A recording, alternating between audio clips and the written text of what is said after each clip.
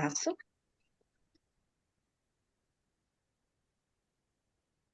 Vamos serenar os nossos corações, levar o nosso pensamento ao alto, a Deus, nosso Pai, de infinita bondade e misericórdia, a Jesus, o nosso Mestre, nosso irmão, agradecidos pela oportunidade de estarmos aqui na noite de hoje para o estudo do seu Evangelho. Agradecemos, Mestre amado, por todas as pessoas, os nossos amigos, que o Senhor coloque em nossos caminhos, para iluminar as nossas ideias, as nossas vidas. Pedimos pelos nossos familiares e por todos aqueles que não puderam estar aqui na noite de hoje, que eles recebam o nosso carinho, a nossa amizade. Pedimos que o Bruno consiga explanar para nós tudo aquilo que ele preparou com tanto carinho e que nós estejamos receptivos para todos os ensinamentos da noite de hoje. Obrigada, Pai, pela sua presença entre nós e que Deus nos abençoe.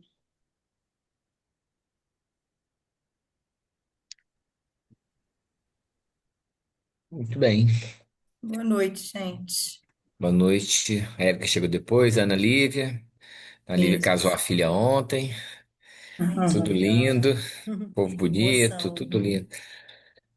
A Mi também chegou. Acho que a Aninha. A Aninha Oi. tava faltando, hein? Não, faltei domingo passado, meu filho. Tá bom, minha mãe. Tá bom. Hoje é o Bruno, gente. Vamos lá, né?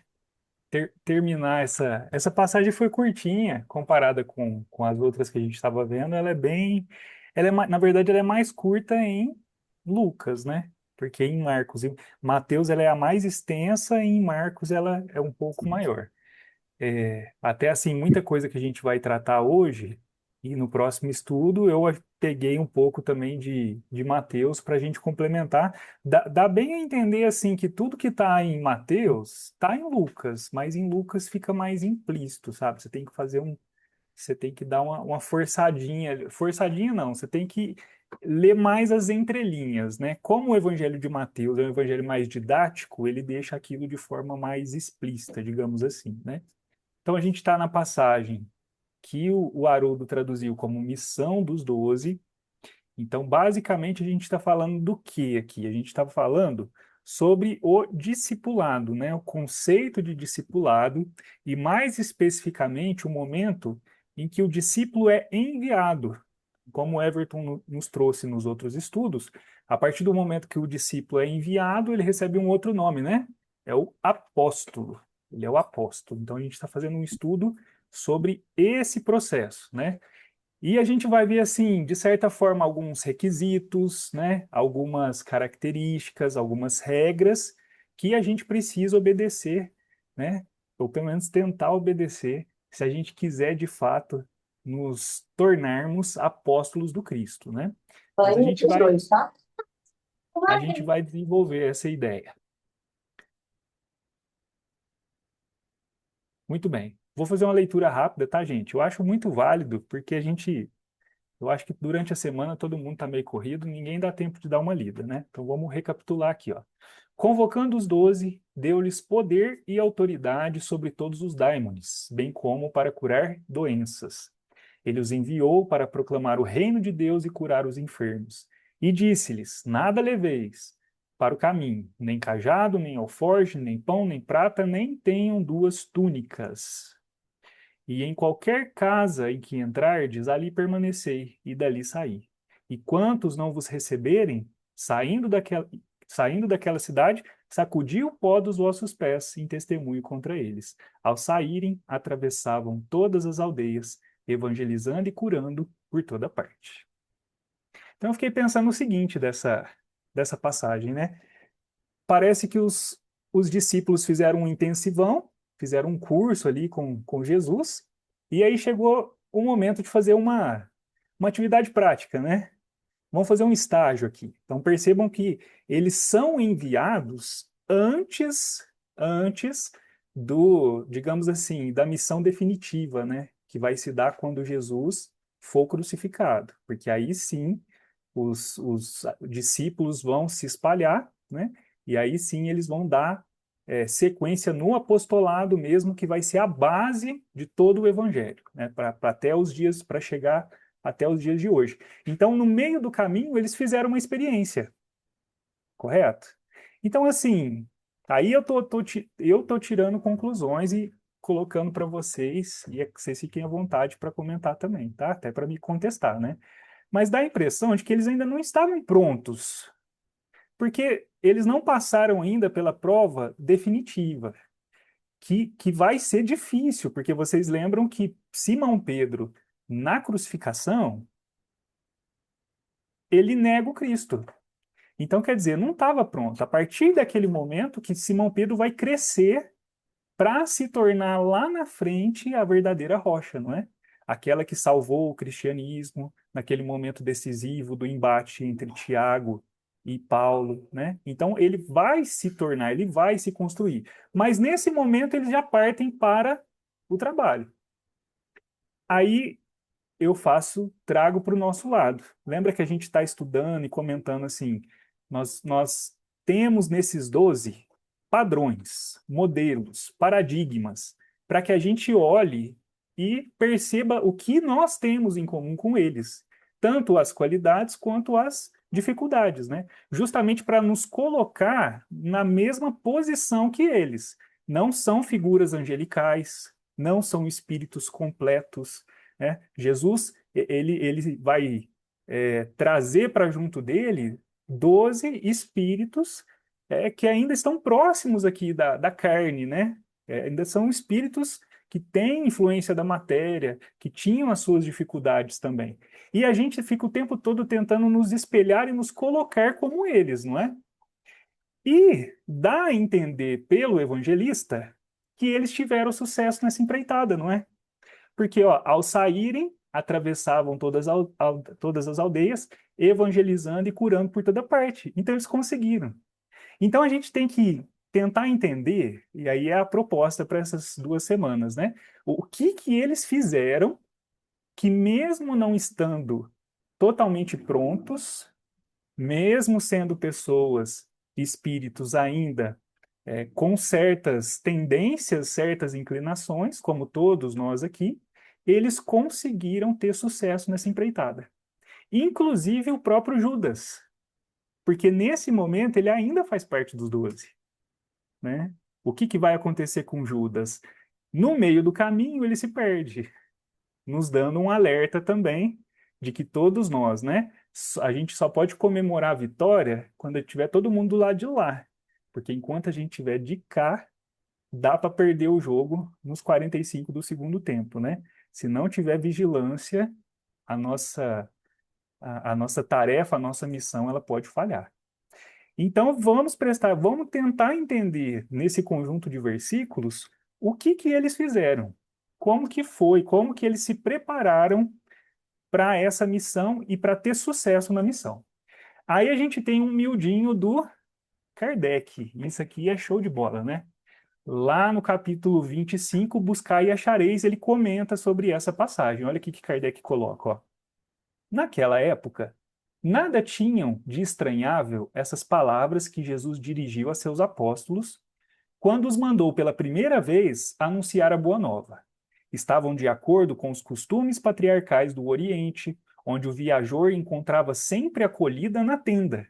Mas então os viajantes eram raros. Entre os povos modernos, o desenvolvimento da circulação houve de criar costumes novos. Os dos tempos antigos somente se conservam em países longínquos, onde ainda não penetrou o grande movimento. Se Jesus voltasse hoje, já não poderia dizer a seus apóstolos: ponde-vos a caminho sem provisões. Então ele está fazendo primeiro uma análise literal do texto. Olha que legal. Uma análise literal. Você vai partir para uma missão, você vai partir para uma viagem, mas você não pode levar nada. Não pode levar nada. Certo? Confie em Deus. Vai livre. Aí ele fala que naqueles tempos não haveria problema, porque pela lei da hospitalidade, eles teriam acesso a tudo que eles precisariam. Mas, aí vem a genialidade dela, né? Do Kardec, né? Ele fala que se fosse só isso, né? Seria muito limitado. Aí ele coloca assim, ó. A par do sentido próprio, essas palavras guardam um sentido moral muito profundo. Tá? Agora a gente parte para uma segunda camada interpretativa. Então, se Jesus não estava se referindo a aspectos materiais da viagem, aspectos, né, das necessidades mundanas que os discípulos enfrentariam, então ele está falando do quê? Como se preparar? O que esperar? Né? Então, nesses dois grandes blocos aí de versículos que a gente separou os estudos, né, do 1 até o terceiro e depois até o sexto, dá a entender que a gente pode tirar essa síntese, né? Jesus vai nos mostrar como nós temos que estar para iniciar um trabalho desse e também vai nos preparar para o que nós iremos encontrar nesse trabalho, principalmente em termos de temperamentos, pessoas com quem a gente vai topar, com quem a gente vai se relacionar. Então percebam que a gente vai mergulhar agora nessa perspectiva, né? Só fazendo um pequeno apanhado lá do versículo anterior, para depois a gente seguir, Jesus coloca no imperativo. Esse é o primeiro ponto. Então veja que Jesus não faz uma sugestão para os discípulos, ele dá uma ordem. Uma ordem. Vamos também fazer um combinado aqui, né? Eu acho que todos nós podemos concordar que somos também apóstolos. Porque Jesus foi um apóstolo. No caso, ele foi enviado por quem? Por Deus, não é? Então, todos nós, quando nos propomos a trabalhar no bem, alguém nos envia para isso. Então, nós também somos apóstolos. E não importa a dimensão dessa missão. Pode ser uma missão grande, uma missão que envolva muitos corações, como a gente tem Chico, Divaldo, ou as nossas pequenas missões de cada dia, não é? No trabalho, no lar, não é? Na casa espírita. Então, todos nós aqui estamos, e a gente tem que concordar com isso, todos nós estamos na mesma situação que esses discípulos. Então, nós vamos observar o que eles fizeram para que a gente também se coloque da mesma forma, certo? Então, Jesus falou, ó, nada leveis, nem cajado. Quando a gente vai lá na tradução do Haroldo, ele vai abrir uma notinha nessa palavra cajado e ele vai colocar assim, ó, cajado, literalmente, né? Cajado, vara, bastão de comando, cetro de autoridades. Ó, peraí que eu vou ler, vou falar de novo. Ele coloca 4 significados para cajado aí. Cajado, vara, bastão de comando, cetro de autoridades. Utilizado para se apoiar, para corrigir, no caso bater, para comandar ou como sinal de autoridade. Aí a gente tem que analisar o contexto. Então a gente está no contexto de quê? De peregrinação, certo? Porque você vai partir em viagem. Então, se a gente está no contexto de peregrinação, a gente não está falando de liderança. Então, aquele significado do cajado como sendo instrumento do pastor, relacionado à liderança, a gente tira, certo? Também não estamos falando de pastoreio em si, então a gente não está falando de comando. Então, quando a gente fala em não levar cajado, a gente está querendo dizer o quê? Não atacar, não reagir às críticas, certo? E desenvolver a sua individualidade sem depender do mérito dos outros. Olha que profundo isso, né? Quer dizer, eles foram enviados 2 a 2, mas cada um tinha a sua tarefa individual. Então, o cajado, como um símbolo do apoio, é o seguinte: você se apoia no companheiro para que o trabalho transcorra, mas a tua evolução é responsabilidade sua. Você não pode se apoiar na evolução do outro, se apoiar nas conquistas do outro para que você desenvolva a sua. Você se espelha, você se inspira. né? Então, não levar cajado, como a gente está indo, como Kardec colocou, num aspecto moral dessa orientação, a gente está falando dessas bengalas psíquicas, desses pontos de apoio que nós não podemos deixar existir, né? Outra questão aí, Jesus fala para não usar sandálias.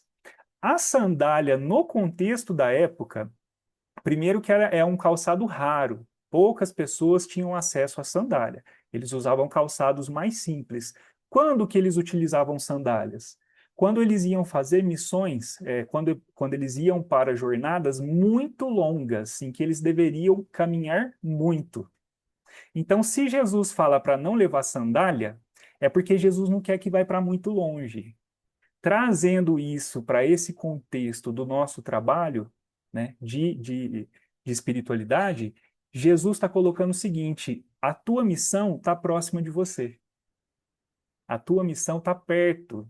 Você tem que olhar ao seu redor, não precisa olhar tão distante, não precisa ir para muito longe. E aí eu me lembrei de quem? Do exemplo de Joana de Cusa. Acho que o Everton tocou nesse exemplo em algum episódio nosso aqui, né? Porque ela, quando ela conhece Jesus e participa, né, das pregações, ela se apaixona de tal forma pelo Cristo que ela queria abandonar tudo e seguir com ele, não é? E aí Jesus vai falar para Joana de Cusa, ó, a tua missão é com Cusa, né?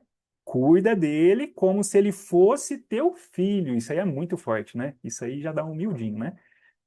Falando para a esposa, né? Cuida dele como se ele fosse o teu filho. Depois que ela desenvolve o trabalho dela, que ela, né, cumpre o papel dela, aí sim ela vai seguir o mestre e no final das contas ela é até martirizada, né? Então, olha que interessante. A nossa missão está próxima de nós. É o símbolo da sandália aí. Depois, o alforge. O alforge o Everton trouxe para nós também, que é aquela questão da bolsa. E por que que isso é digamos assim, um alerta de Jesus? Para que a gente não tenha lugar para carregar presente. Olha que interessante essa perspectiva, né? Às vezes no trabalho, né, principalmente nesse trabalho de auxílio, tem pessoas que querem de alguma forma retribuir aquilo que não há necessidade de retribuição, correto? Porque de graça damos o que de graça recebemos. Então, para que não corra risco de você gostar dessa história de ganhar as coisas, não leva nem capanga, porque aí você não tem como trazer, você vai ter que deixar por lá mesmo, né? Então, olha o alerta do Cristo. Quer falar, Everton? Não, é que eu adoro um presente, né? Vejo- Eu vejo esse pessoal que às vezes faz aniversário ganhando cesta básica e tal. Eu penso, ah, não, já dou muito cesta básica o ano inteiro, eu gosto de presente. Então, vou ter que pensar bem aí no Alforge para ver. E é interessante que No- se a gente busca paralelo em Chico, né, tem as histórias dele que são assim interessantíssimas, né? É, Maravilhoso. Ele, ele ganha a história do relógio, né? Ele ganha um relógio super, né? Na época super moderno, e tal. De repente chega uma pessoa que não podia tomar o remédio porque não tinha relógio para saber a hora, como é que ela ia fazer. Ele pega o relógio que ele ganha, dá o relógio para a pessoa, né? Quer dizer, o Chico ele deixou tudo fluir, né? Tudo fluiu por ele, né? Nada de capangas. E o último item, né, as duas túnicas, lá na Bíblia do Peregrino, ele fala assim, ó, ele é bem lacônico. Levar duas túnicas era considerado luxo. Levar duas túnicas era considerado luxo. Então, ter uma túnica já era para poucos. Duas, então, para poder levar para viagem, era quase que impensável para os discípulos, porque eles não tinham recurso. Então, por que que Jesus está dando um alerta para eles se eles não têm, né? É porque aqui é para lembrar essa questão de que, a depender de como você vai praticar a caridade, você pode chocar o outro, né? É um alerta. E aí a gente lembra daquela passagem do Evangelho que está lá no capítulo 13, não saiba a vossa mão esquerda o que dê a vossa mão direita, os infortúnios ocultos, a história da senhora e da filha. Olha a palavra, olha os termos que os espíritos trazem, ó. Quem é esta mulher de ar distinto, de traje tão simples, embora bem cuidado? e que traz em sua companhia uma mocinha tão modestamente vestida. Olha que legal, hein? Modestamente vestida. Por que tão singelo traje? Para não insultar a miséria com seu luxo. Por que se faz acompanhar da filha? Para que aprenda como se deve praticar a beneficência, né? Não só a prática, mas como se deve praticar. Então, olha que incrível, né? É, o luxo, né? A forma como você vai no próprio ambiente pode atrapalhar a tua tarefa. Então, cuidado com a forma como você irá se apresentar para a tarefa. Então, só dando uma passada aí por esses itens, né? E agora a gente vai mergulhar na sequência. Na sequência, principalmente, a gente vai ver o que nos espera, o que nos aguarda, né? Aqui, por enquanto, a gente está só preparando nossa malinha para sair para a viagem, né? Bom, o evangelista fala: e em qualquer casa em que entrardes, ali permanecer e dali sair. Mas é de bom tom, quando você vai entrar na casa de alguém, você faz o que antes? Além de apertar a campainha, bater palma, né? Ou dar uns gritos. Mas é de bom tom que você cumprimente, né? Cumprimente. Aí lá na Bíblia de Jerusalém também ele coloca lá, ó, a saudação oriental consistia em desejar a paz. Então, na cultura daquela época, e que a gente tem vestígios disso até hoje, né? Era sinal, né? Fazia parte, na verdade, né, do dever deles esse cumprimento de desejar a paz, que é Shalom Aleichem. Shalom Aleichem. E aí a outra pessoa respondia Aleichem Shalom, ao contrário, né? E aí ele falou, ó, a É assim hoje saudação ainda, mano. consiste... Como é que é, Ever? Ainda é assim ainda. Ainda é assim, né? Ainda é Ainda é assim. assim, né? Aí vem a tradução. Então, a tradução é desejar a paz. Se você quiser ser mais literal, é a paz seja sobre vós, né? Tem gente que fala a paz esteja convosco. Quando vem para o cristianismo, fala a paz do Cristo, né? Tem irmãos que cumprimentam assim, a paz do Cristo, a paz do Senhor. Aí fala assim, bom, traduziu como paz. Shalom, shalom foi traduzido por paz. Aí a gente cai naquele problema da tradução. Porque o que vem à nossa mente quando a gente fala de paz? Geralmente é a ausência de conflito, né? Assim, o mundo perdeu a paz. Por quê? Porque o mundo está em guerra. Ah, o mundo está em paz. Por quê? Porque o mundo não está em guerra. Então a gente reduz esse conceito de paz geralmente a conflito, né? Alguma questão assim de violência. Mas para a cultura, né, no contexto deles, e até hoje, para quem estuda, é claro, né? Porque é assim também. Tem judeu que não deve saber tudo que a gente sabe aqui dos livros deles, tá? Então, para quem estuda, sabe que o contexto disso é muito maior. Muito maior. Então, quando a gente vai lá no dicionário de teologia, fala o seguinte, ó. Shalom vem da raiz shalem. Shalem. E aí você tem uma série de termos derivados desse radical shalem, certo? Então você compõe o quê? É um campo semântico. Você tem uma série de ideias, uma série de significados e sentidos que se conectam em virtude do radical. E aí lá no dicionário o pessoal vai registrar o seguinte, ó. O significado básico por trás da raiz é terminar ou completar algo. Ó, a gente está falando de paz, né? O significado básico é terminar ou completar algo, de entrar num estado de integridade e unidade, de participar de um relacionamento restaurado. Olha como é complexo, né? Complexo. Você lê isso aqui, você fala, nossa, né? A gente fala desejar. Olha quanta coisa está envolvida quando você deseja a paz para o outro, né? Quando você deseja a paz. Ele segue, ó. Nesse caso, paz significa muito mais do que mera ausência de guerra. Pelo contrário, o significado da raiz verbal shalem expressa muito melhor o verdadeiro conceito de shalom: inteireza, integridade, harmonia e realização são ideias mais próximas do significado da palavra. Então, quando você está desejando paz, você está desejando tudo isso junto: inteireza, integridade, harmonia, realização. Em Shalom, se acha implícita a ideia de relacionamentos não abalados com outras pessoas e de sucesso da pessoa nas suas empreitadas. Olha isso, gente, que coisa, né? Então, quer dizer, nós estamos na nossa jornada, nós nos preparamos para a jornada apostólica, nós vamos entrar em contato com as pessoas e a primeira coisa que a gente deseja para a pessoa é isso, né? Que a paz desça sobre ela. Mas quando a gente está desejando isso, olha o tanto de coisa que a gente está desejando para elas. Tanto de coisa. E principalmente, né? A ideia de que já antecipando o que está por vir no nosso estudo, né? A ideia de relacionamentos não abalados, ou seja, nesse processo não deve haver atrito. Nesse processo não deve haver, de alguma forma, uma quebra nesse laço de confiança, né? A gente vai falar muito sobre isso ainda, né? E sucesso também na empreitada. Em quase 2/3 de suas ocorrências, Shalom descreve o estado de plenitude e realização, que é resultado da presença de Deus. Aí a gente faz o gancho com paz, entendeu?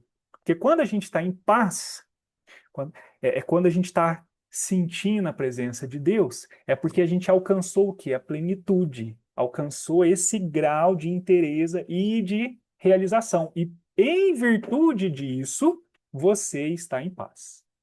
Também está presente no significado de Shalom um forte elemento escatológico, porque o Messias, o filho maior de Davi, é especificamente identificado como o príncipe da paz, Sar Shalom, aquele que traz prosperidade e retidão à terra, né? E aí, olha que legal, né? Jesus é conhecido como o príncipe da paz, né?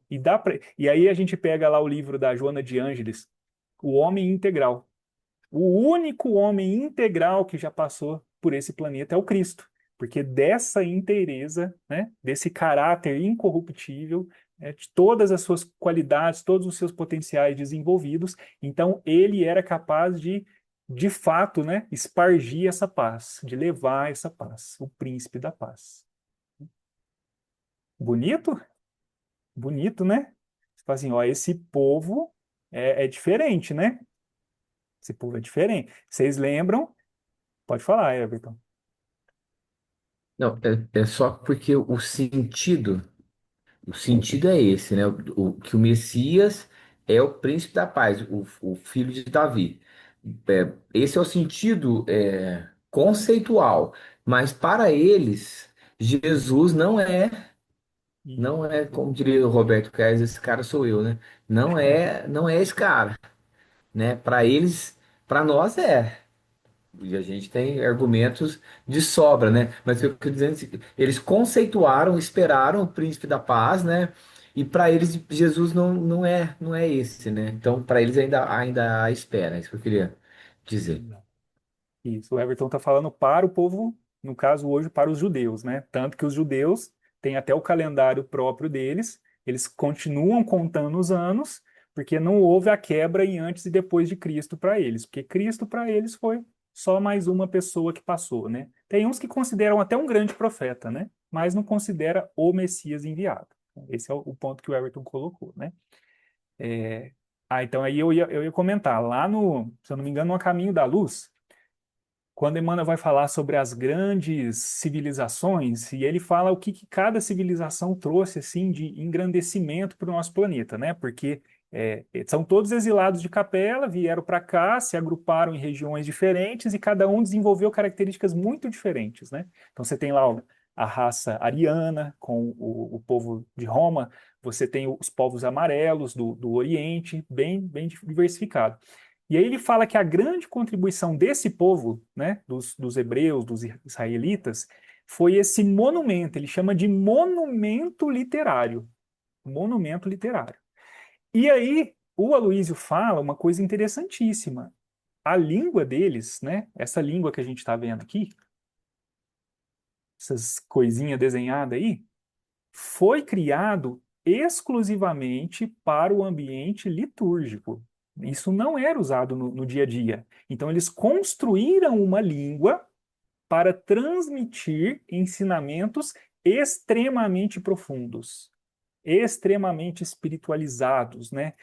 Coisas assim, muito intangíveis, muito abstratas. Eles criaram um, um vocabulário, né? Criaram um alfabeto para isso. Aí a gente viu tudo isso aqui, que significa que está envolvido em Shalom, baseado no radical Shalem. Aí, olha isso. Quando você pega a palavra Shalem, ela é formada por 3 letrinhas, que você lê da direita para a esquerda, né? Aquela ali que tem, parece o W, que é o Shin. Você tem o bastãozinho, que é o cajadinho, que é o Lamed. E você tem a última letrinha ali, que é o Mem. Junta tudo, Shalem, né? Beleza. Agora, olha o desenho. O que tem de interessante nesse desenho do Shin?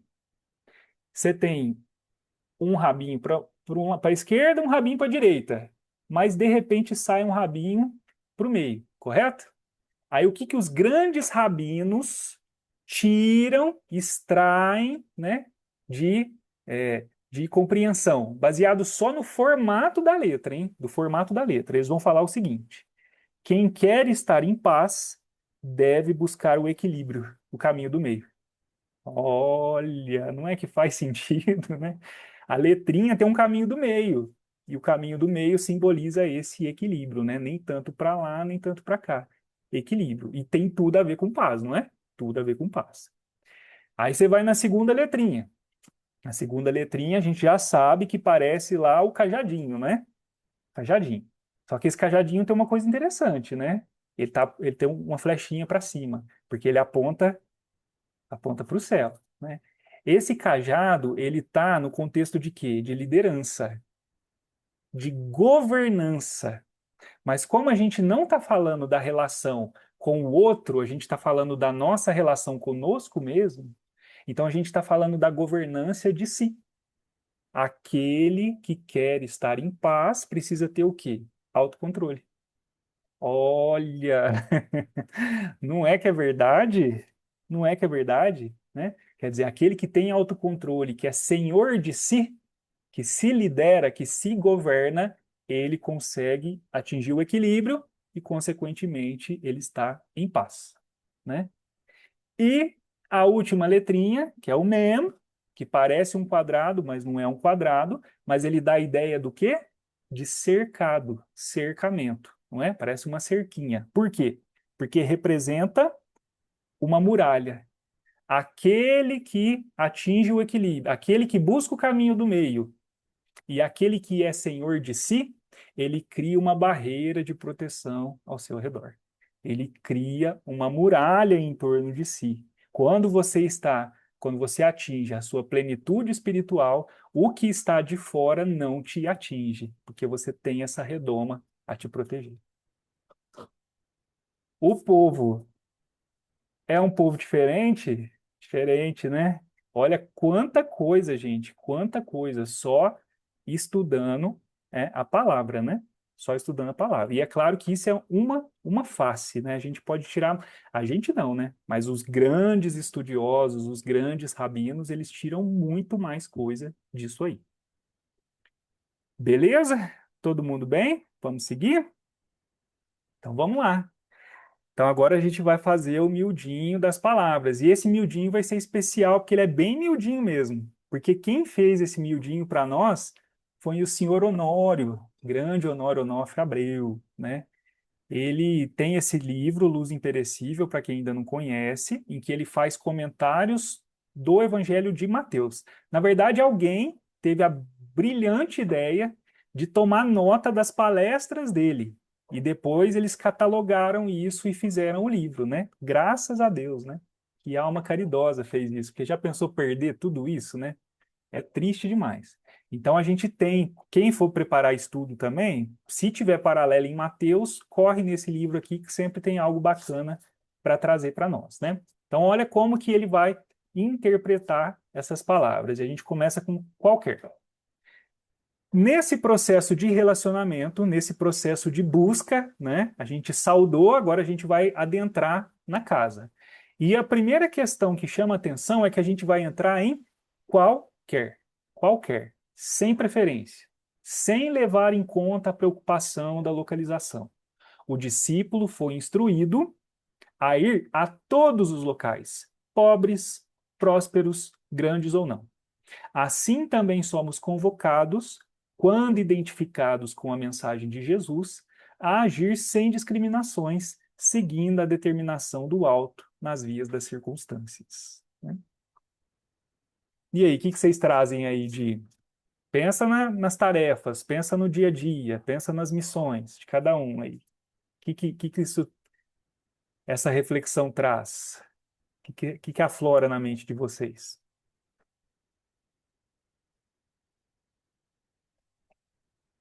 Tem gente que gosta de escolher tarefa? É um caminho, né? Tem gente que gosta de escolher tarefa, né? Às vezes também quer começar com uma coisa assim, menos chocante, né? É um caminho para se pensar. Mas principalmente essa questão de se relacionar com todos, isso aí a gente tem que tomar cuidado, porque às vezes a gente carrega preconceitos, a gente carrega certos comportamentos da nossa formação, não tem nada de errado, mas que nesse momento em que nós nos colocamos como tarefeiros, isso aí não deve, de forma alguma, nos atrapalhar, isso não pode ser uma barreira, né? Vou dar um exemplo de novo, né? Vamos voltar nos grandes. Lembra da história do Chico e do bar? Que o Chico acabava as tarefas dele, né? Já era quase de manhã, ele passava no bar para tomar um café. E tinha gente que achava um absurdo. Imagina Chico Xavier entrar num bar. Imagina se isso é ambiente para um espírita, tá? O bar. E aí o Chico fala, é claro que é um coração, né? Eu não vou entrar num bar, porque se eu entrar num bar, eu me arrasto para o bar, né? Vem tudo, aflora tudo e eu me perco no bar. Então eu evito pisar no bar, porque meu coração não está evangelizado. Mas o Chico, que era um coração evangelizado, ele podia pisar em qualquer lugar, né? E aí vem aquela frase, né? Minha filha, quando o espírita entra no bar, o bar vira lar. Né? Olha que bonito, né? Quer dizer, você transforma o ambiente que você está, independente desse ambiente, né? E o Chico frequentou tudo quanto é ambiente, né? Ele frequenta até o prostíbulo, ele frequentou e botou todo mundo para fazer Pai Nosso e Ave Maria, né? Então, olha a capacidade que ele tinha de transformar esse ambiente. Ele escolhia, né? Chico conviveu com pessoas extremamente ricas e conviveu com miséria que a gente não consegue nem imaginar, né? Aquela história que ele conta da moça que falava Jesus, né? Parece que era uma situação assim deplorável, né? Situação de miséria, mas miséria, né? Que é difícil até de às vezes até de ver hoje, né? De tão difícil que era a situação, né? Ou pelo menos não deveria existir isso mais, né? Então, nesse primeiro ponto aí, não escolher com quem se relacionar, né? Ah, mas fulano não pensa da mesma forma que eu, né? Fulano tem uma cabeça totalmente diferente. Para que que eu vou conviver? Né? Para que que eu vou levar uma palavra amiga? Para que que eu vou lembrar? Então a gente começa a trazer coisas, né? Pode falar, Lídia.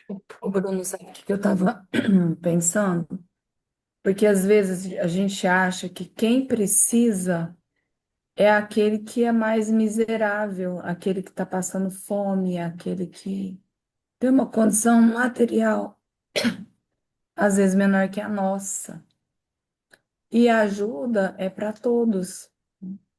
Eu me lembrei uma vez que eu estava participando aqui do Conselho da Criança e do Adolescente, né?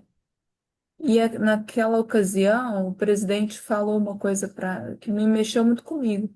Ele falou assim: toda criança é carente, toda criança precisa de atenção, toda criança precisa de educação. Porque por muitas vezes a gente prioriza aquele que não tem o material, mas e as outras coisas, né? Às vezes a criança tem de tudo e às vezes falta o carinho, o amor, a atenção, a caridade ali, né? Então, me lembrei dessa situação, né? Muito bom, hein? Muito bom. Quer dizer, às vezes a carência material, como ela ressalta, ela chama a nossa atenção, a gente percebe a necessidade ali. Mas e essa Uhum, necessidade oculta, né? Dos que têm tudo, mas não uhum. tem o essencial, é um ponto extremamente importante também, para a gente pensar nesse Quem que, qualquer, hein? quem que precisa mais? Exato. Será que a gente tem, assim, esse discernimento para julgar? Quem que precisa mais, né? É mais refinada essa percepção, na minha opinião. É mais refinado. Porque muitas vezes você vai ajudar alguém e aí você é o ajudado, né? Então, aí você fala, meu Deus, quem ajudou quem, né? Muito bom. Vamos seguir? Próxima palavra, a casa. Ah, isso aí já dá muito pano para manga, né? Isso aí a gente já aprendeu aqui no nosso grupo. Quando a gente fala de casa, nós estamos falando de que casa? Ó, a Carla fez Casa assim. mental, né? Mental. Casa mental.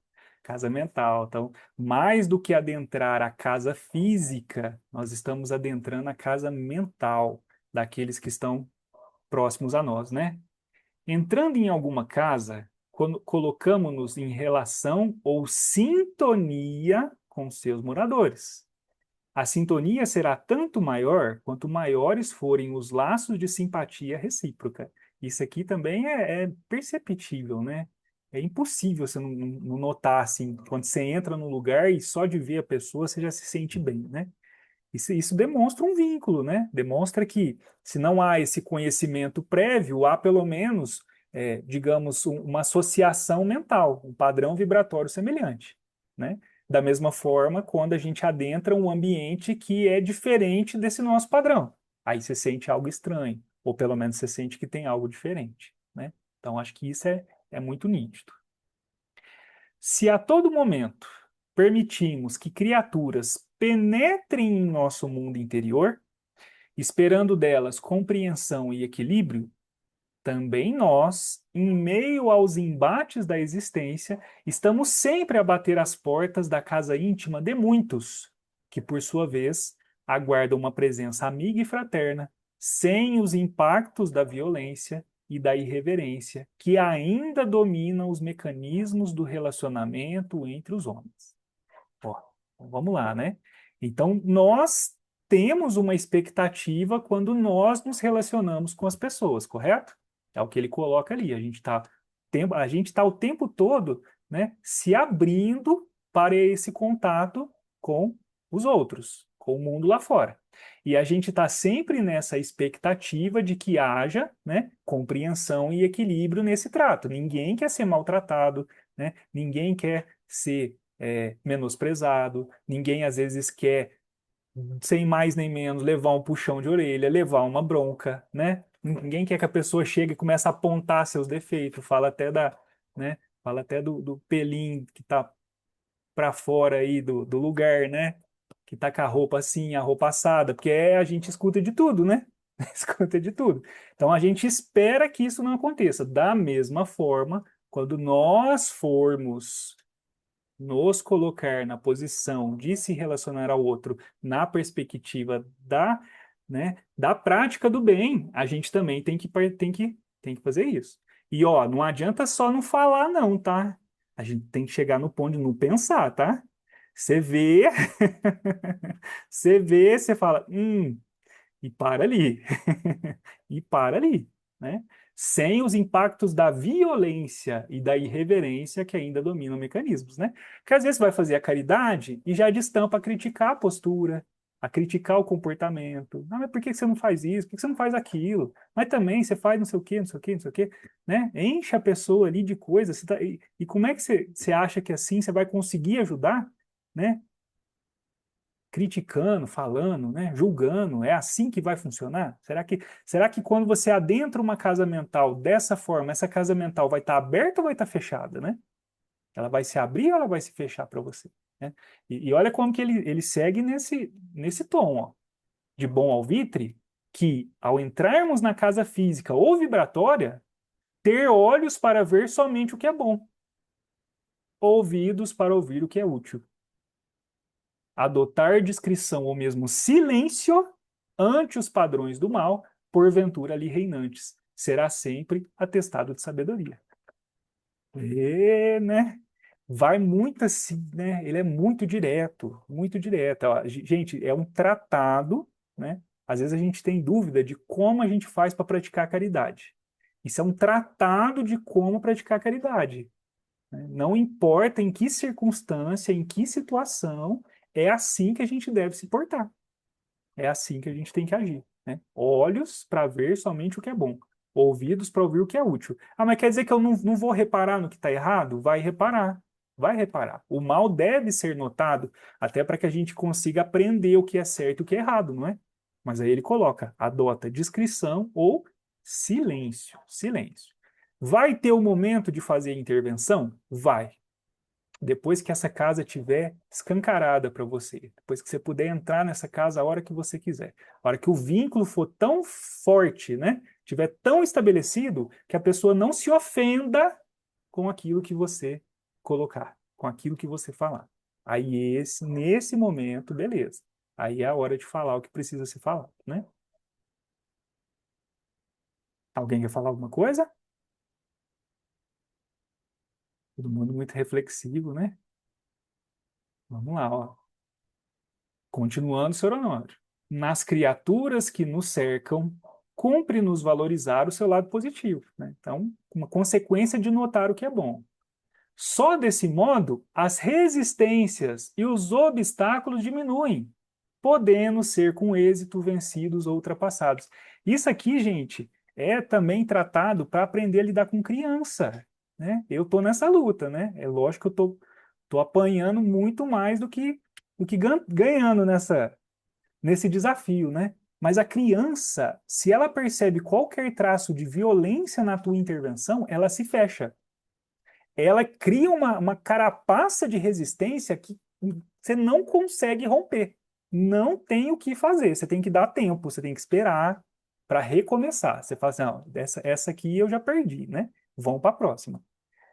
Se você não cria, né, não cria essa aderência mental, se você não consegue colar o seu psiquismo na criança, e isso só é feito com amor, né? É sentimento que abre as portas da mente. Lembra, a gente estudou lá no livro Pensamento e Vida, né? Que na base desse espelho está o coração, é o sentimento, é o sentimento. Então, a partir desse contato entre sentimentos é que você consegue acessar essa casa. Você consegue tirar as resistências, reduzir os obstáculos e aí sim você vai ter êxito na tua empreitada. Ô, Bruno, eu queria só falar um negocinho que você falou da criança aí. Quando a gente censura demais, a gente mostra um espelho ruim para eles, né? Então, assim, isso é difícil, viu? Principalmente gente que lida com criança todo dia, porque a vontade da gente é ir pontuando, isso não é legal, isso é chato, isso não pode fazer, né? Mas uma vez eu li um livro que falava assim, que é importante a gente falar do nosso sentimento em relação àquilo. O que a gente sente é aquela atitude, né? Porque para a criança não levar a crítica para a pessoa dela, mas para o ato. Então, quando a gente traz isso para o nosso sentimento, nossa, eu fiquei muito triste porque aconteceu isso, né? Eu fiquei chateado. A gente começa a nomear a gente. É uma estratégia para a gente não. Porque quando você falou da conexão mental, eu chamaria isso de vínculo, né? Quando a gente vincula com a pessoa lá, com a criança, né? Ela escuta diferente, né? Eu lembrei desse livro que fez muita diferença, assim, quando a gente teve esse livro. Legal, hein? É Ótimo, você difícil, falou. né? É o que você falou. Porque você fala da criança e é exatamente isso, né? Igual o Matheus fez bagunça. Fala, Matheus não faz bagunça, né? Então você está rotulando ele de bagunceiro, né? Aí ele se sente bagunceiro. E aí, quer dizer, o bagunceiro faz o quê? Bagunça. Ele vai fazer muito mais bagunça. Bagunça, é. Ele tá cumprindo com o combinado, né? Ao invés de você falar exatamente o pontual, não, isso aí que você fez que eu não gostei, né? Não é você, é o que você fez, ó, esse ponto aí. Mas é difícil mesmo ter esse Muito. controle, né? Tem que estar em paz, né? Tem que estar em paz. Aí tem a couraça, tem o equilíbrio, respira, né? Aí consegue chegar lá, né? Eu vou chegar lá, né? Nem que seja quando o Mateus for meu filho pela 10ª vez, mas eu chego lá. Seguindo no versículo, entrardes, né? Então, esse processo de intervir no campo mental do outro. Relacionamos-nos desse modo com as mais diversas modalidades de vibrações. Aqui ele já usa os nossos termos aí, né? Então você está adentrando ambientes vibratórios que podem ser similares ou não, né? Modalidades de vibrações, de interesses, de influências, penetrando pelas vias da simpatia, que naturalmente nos aproxima uns dos outros. Olha que bonito isso. No coração de muitos seres, sejam eles esposos, filhos, pais, amigos, irmãos. É a história que o Caio contou semana passada para nós, né? Passada ou na retrasada, não lembro, né? Através da simpatia, ele se aproximou daquela pessoa, conversou, né? Ajudou. Por quê? Porque a simpatia naturalmente nos aproxima. É lei de Deus, né? É lei de Deus. É como se fosse o decodificador ali que faz com que um padrão vibratório reconheça o outro, né? A simpatia é o que faz dar a ressonância, né? Bonito, porque se não fosse isso, espírito superior não ajudava a gente. Não ia encontrar caminho, não ia dar liga, né? A simpatia faz esse encaixe. E ali, de novo, ressaltando que essa inter-relação é com qualquer pessoa, né? Qualquer pessoa. Esposo, filho, pai, amigo, irmão, qualquer situação. Se na distribuição e dinamização dos recursos espirituais somos convocados a sair de nós mesmos na solução e superação dos problemas que nos são inerentes, necessitamos entrar território adentro da aldeia íntima, selecionando conceitos, pensamentos e tendências para o que não podemos prescindir da vigilância. Então a gente estava falando de entrar na casa do outro. Aí vem o sonoro e fala: não, primeiro você entra dentro de si. Olha o que você tem, né? Olha o que você tem de ferramenta para que você consiga fazer a tua intervenção, né? Veja ali conceitos, pensamentos, tendências, para que você então possa, a partir desses recursos, auxiliar o outro, né?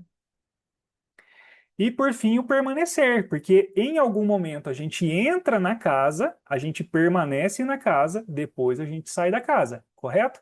Nesse momento em que a gente está ali, permanece, nós estamos nos acomodando, nos estabelecendo. Espiritualmente, é a permanência na pauta da cooperação. Olha que bonito.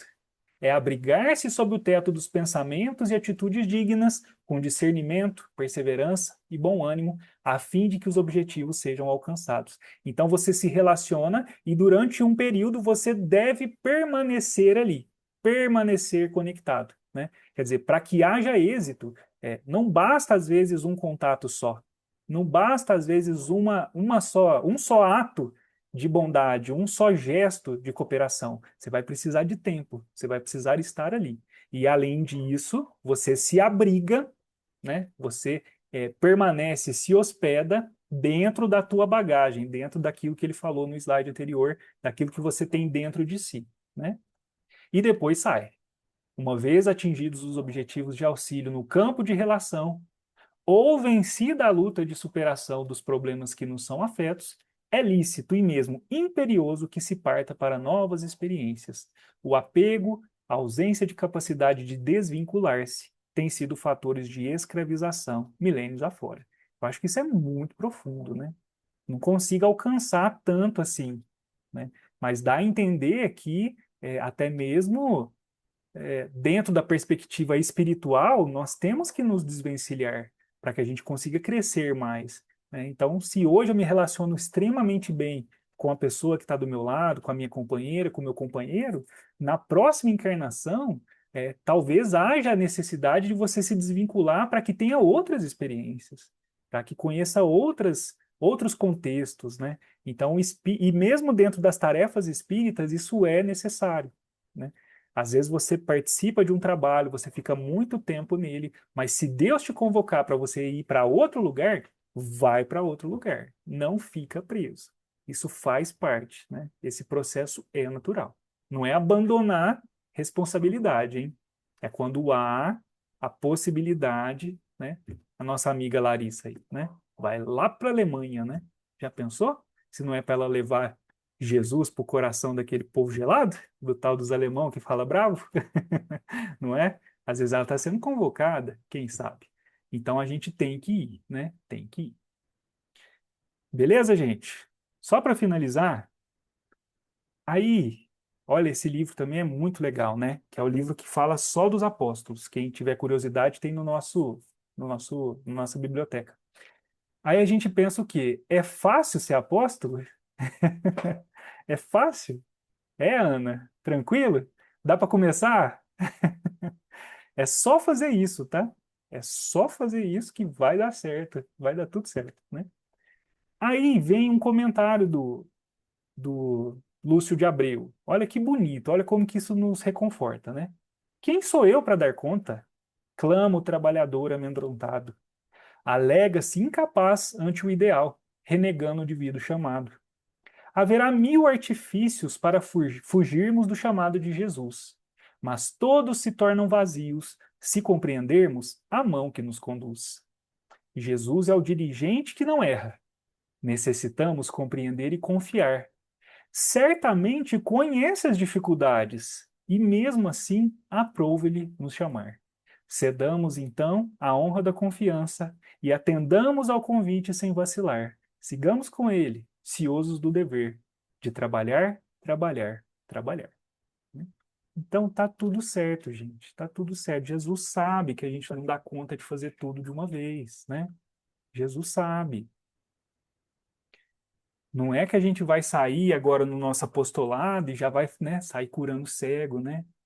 Fazendo os paralíticos andar, calma, né? Vai chegar nesse ponto, né? Tá tudo certo, a gente tem que começar, olhar quem está mais próximo, né? Não calçar sandália, e aí a gente vai caminhando. O importante é se colocar em movimento, né? O importante é começar. Beleza, pessoal? Então por hoje é só, né? Semana que vem a gente finaliza a passagem.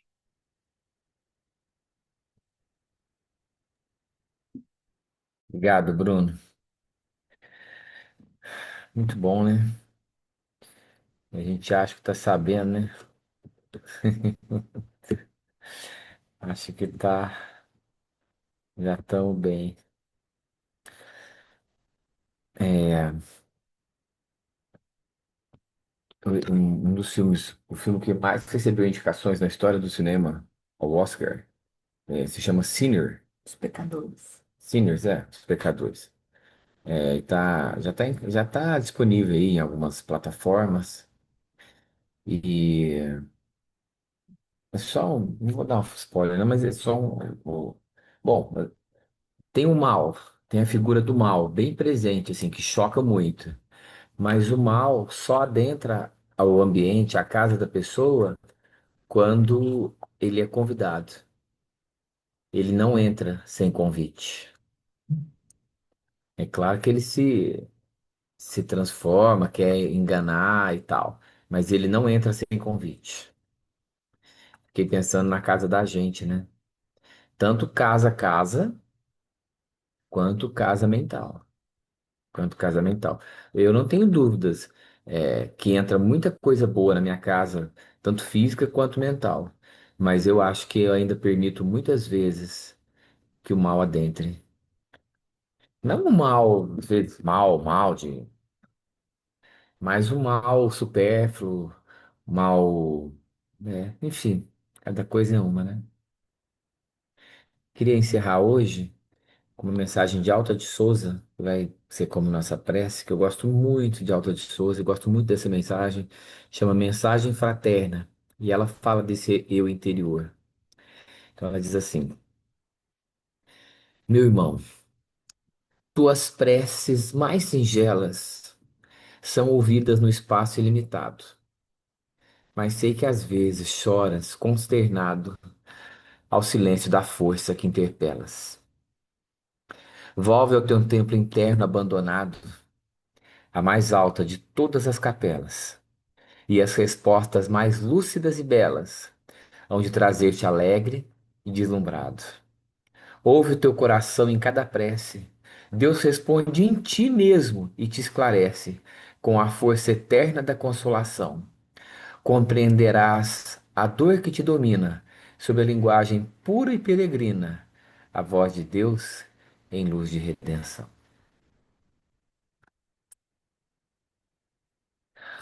Vou mandar no nosso grupo. Gente, obrigado pela presença de todos. Domingo que vem eu não tô, mas o estudo tá aí com todos.